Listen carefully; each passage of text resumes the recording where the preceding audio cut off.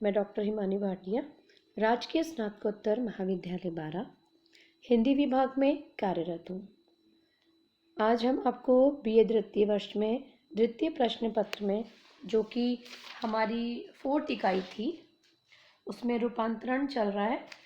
इससे पहले हमने आपको रूपांतरण की परिभाषाएं डॉक्टर देवेंद्र कुमार, केराचंद भाटिया, डॉक्टर विजय कुलश्रेष्ठ के अनुसार बताई हैं। उनके प्रकारों के बारे में हमने आपको बताया है।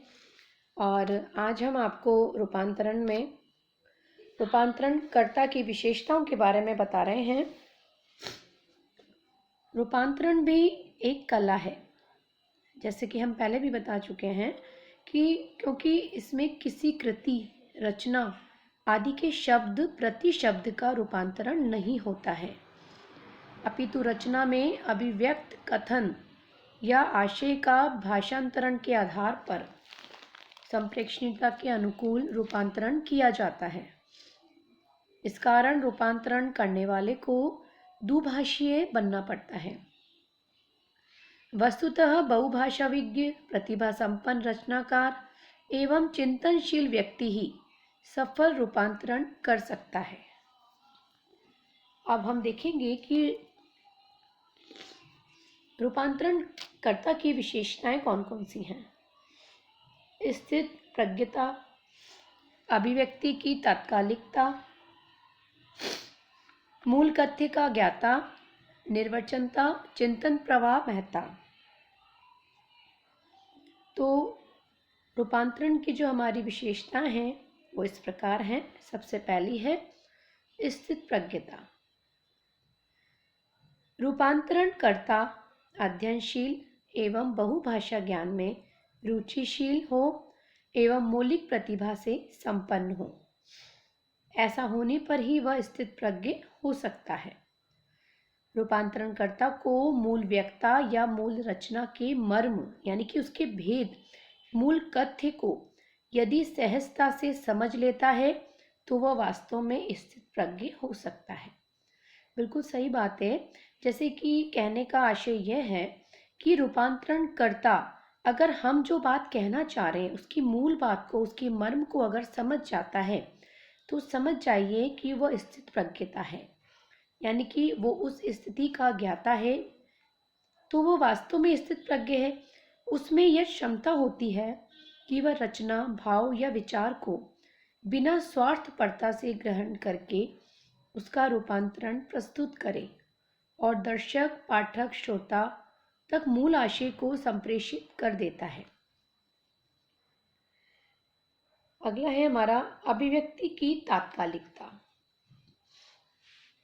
रूपांतरणकर्ता की यह विशेषता होती है कि वह किसी भी स्रोत के कथन को तत्काल अभिव्यक्त करने में सक्षम हो, यानी कि जैसे ही चीज तैयार हुई और हमने उसको तुरंत अभिव्यक्ति के माध्यम से लोगों तक पहुंचा दिया, उसमें ऐसी तात्कालिक प्रतिक्रिया रहे कि सुनते ही रूपांतरण कर उसका संप्रेषण कर सके।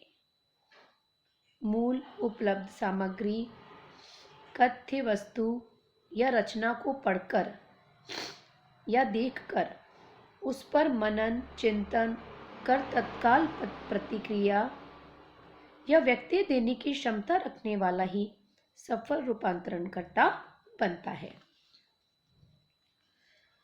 वस्तुतः मूल पाठ का तत्काल रूपांतरण कर अभिव्यक्त करना कुशल कलाकार का कार्य है और ऐसा कौशल निरंतर अभ्यास करने तथा व्यवहार ज्ञान से ही प्राप्त होता है। जब तक हम किसी चीज का निरंतर अभ्यास नहीं करेंगे, उसको समझेंगे नहीं, उसको पढ़ेंगे नहीं, तो हम उस चीज में किसी भी प्रकार से व्यवहार ज्ञान यानी कि उस चीज में हम कैसे भी करके कुशल नहीं हो सकते। हमें किसी भी चीज को समझने के लिए उसको डीपली, उसको गहराई से उसका अध्ययन करना पड़ेगा। हमारा अगला है विषय मूल कथ्य का ज्ञाता। एक अच्छा रूपांतरणकर्ता मूल कृति, उसकी जो मौलिक कृति है, जो मूल है, उसका मेन उद्देश्य क्या है, उसका विषय क्या है, वो किस चीज पर आधारित है, इस रचना, पाठ का या कथ्य का उचित एवं गहन अध्ययन करे तथा शीघ्रता से उसके मूल भाव को ग्रहण करने में सफल रहे। इसके लिए इसमें बहुज्ञता, बहुमुखी प्रतिभा, श्रवण मननशीलता, सुनना, मन में उस चीज का अनुसरण करना कि क्या वो सही है गलत है, सभी चीजों के बारे में बहुमुखी प्रतिभा यानी कि सभी चीजों का ज्ञान होना चारों तरफ से, एवं भाव ग्रहण क्षमता आदि गुण होने चाहिए। मूल कथ्य या विषय को अपनी पकड़ द्वारा तीव्र गति से रूपांतरण तभी हो पाता है जब वह रूपांतरण करता विषयगत अभिव्यक्ति को शीघ्र समझने की क्षमता रखता है। मूल कथ्य या मूल विषय पर पकड़ नहीं होने पर तो रूपांतरण कर पाना असंभव रहता है। बिल्कुल सही है। जैसे मान लीजिए हम आपको एक उदाहरण देते हैं कि हमने आपको एक बुक दे दी है, उस बुक में हमने आपको एक चैप्टर दे दिया है कि कल इस चैप्टर से संबंधित आपसे प्रश्न पूछे जाएंगे। अब जब आपने उस प्रश्न को, उस चैप्टर को ही नहीं पढ़ा, उसके सार ही आपको नहीं पता, उसका टॉपिक आपको नहीं पता, तो आप उसके क्वेश्चन आंसर का जवाब कैसे देंगे। ठीक उसी प्रकार से जब हम किसी भी रचना का अनुसरण करते हैं, किसी भी मौलिक कृति को हम पढ़ते हैं, तो हमें ये देखा जाता है कि जब तक हम उसको पूरी तरीके से, उसको गहराई से उसका अध्ययन नहीं करेंगे, तब तक हम उसकी मर्म तक नहीं पहुंचेंगे, तब तक हमें उसके बारे में बिल्कुल भी जानकारी नहीं होगी। तो किसी भी चीज़, किसी भी रचना को समझने के लिए उसके मूल कथ्य, उसके जो मर्म होता है, उसकी गहराई को समझना बहुत अत्यधिक आवश्यक होता है।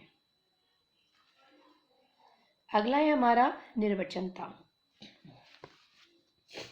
कृति के मूल पाठ, कथ्य या आलेख को देखकर उसके कुछ पृष्ठ पलटकर कोई भी रूपांतरण करता ये कहने में यदि समर्थ रहता है कि वह तत्संबंधी सूचना तत्काल दे सकता है। कहने का मतलब ये है कि किसी व्यक्ति ने उस पाठ को पढ़ा, उस आलेख को देखा, उस पत्र को देखा और उसके पृष्ठ पलटकर उसने इतनी अच्छी तरीके से उसका अध्ययन करा कि अगर कोई भी उसके बारे में उससे कोई जानकारी लेना चाह रहा है तो तत्संबंधी, उससे संबंधित सूचना वो ऑन द स्पॉट उसी वक्त उसको दे रहा है, उसको बोलते हैं निर्वचनता। यानी कि आपने किसी चीज को पढ़ा तो उससे ये आइडिया, ये पता लगाया जा रहा है कि अगर आपसे उस संबंधित विषय में जानकारी हासिल की जा रही है तो आप उसको कितनी देर में दे रहे हैं। अगर आपने तत्कालिक तुरंत उसका जवाब दे दिया तो इसका मतलब आपने उस चीज के बारे में अध्ययन किया है, और आप अगर उस चीज का जवाब देने में असक्षम है, सक्षम नहीं है, तो इसका मतलब आपके अध्ययन में कहीं ना कहीं कोई कमी रह गई है। उसकी यह निर्वचनता श्रेष्ठ गुण या विशेषज्ञता मानी जाती है। वास्तविक रूप में रूपांतरणकर्ता जितना वाचाल यानी कि बोलने वाला एवं प्रत्युत उत्पन्नति होता है, उतना ही वह श्रेष्ठ निर्वचनता वाला होता है। अब हम ये देखेंगे कि नेक्स्ट इसका पॉइंट है चिंतन प्रवाह महता। यह रूपांतरणकर्ता की अन्यतम विशेषता है कि उसमें तीव्र चिंतन का निरंतर प्रवाह बना रहे।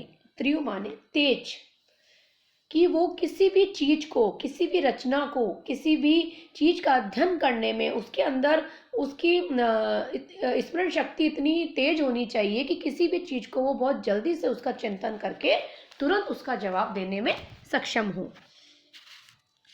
चिंतन की तीव्रता वाला रूपांतरणकर्ता सदा अपने लक्ष्य के प्रति सावधान रहता है। उसको ये पता होता है कि मेरा लक्ष्य क्या है, मैं जिस चीज के बारे में मनन कर रहा हूँ, चिंतन कर रहा हूँ, सोच रहा हूँ, तो ऐसा तो नहीं है कि मैं अपने लक्ष्य से हट गया हूँ।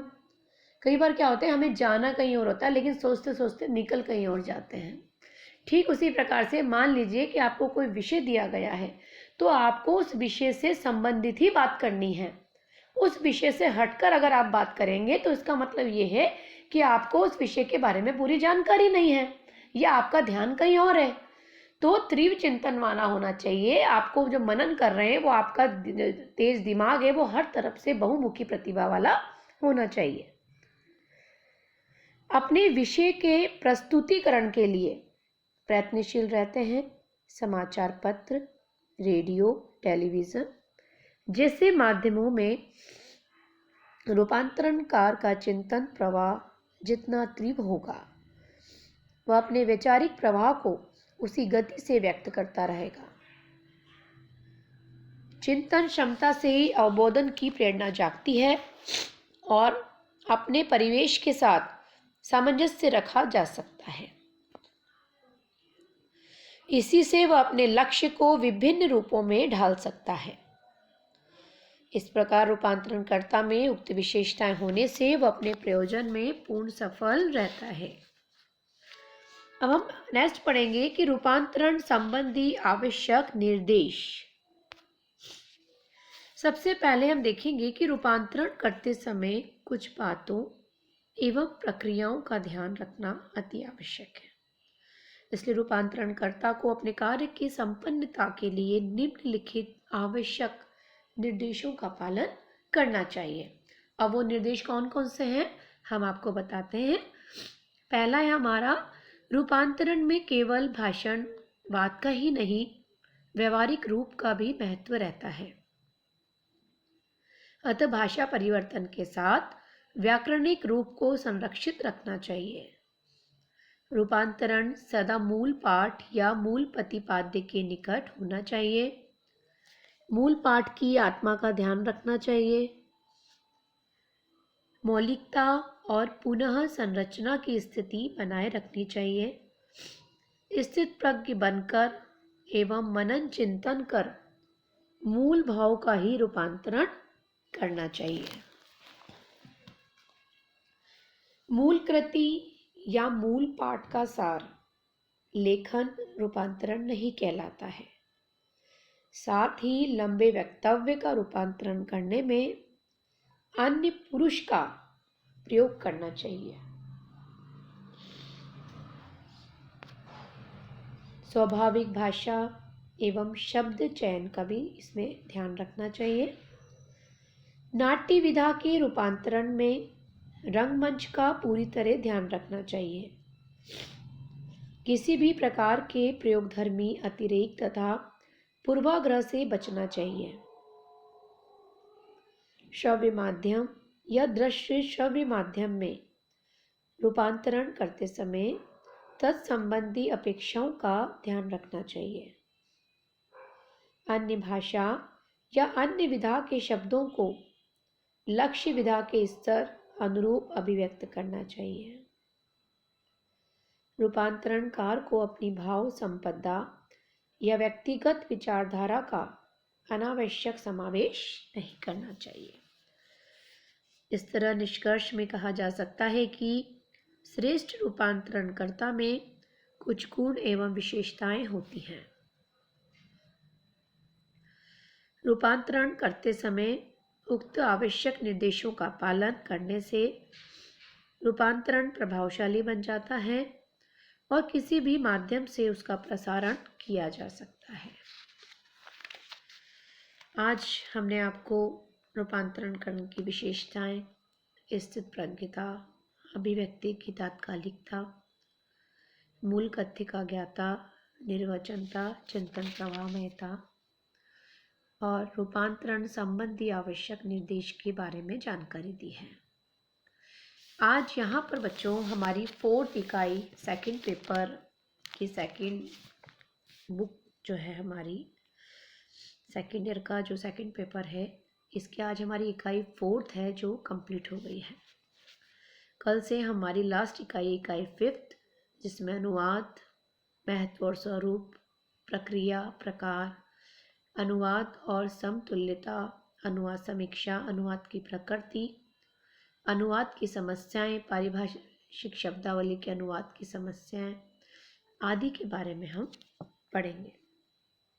धन्यवाद।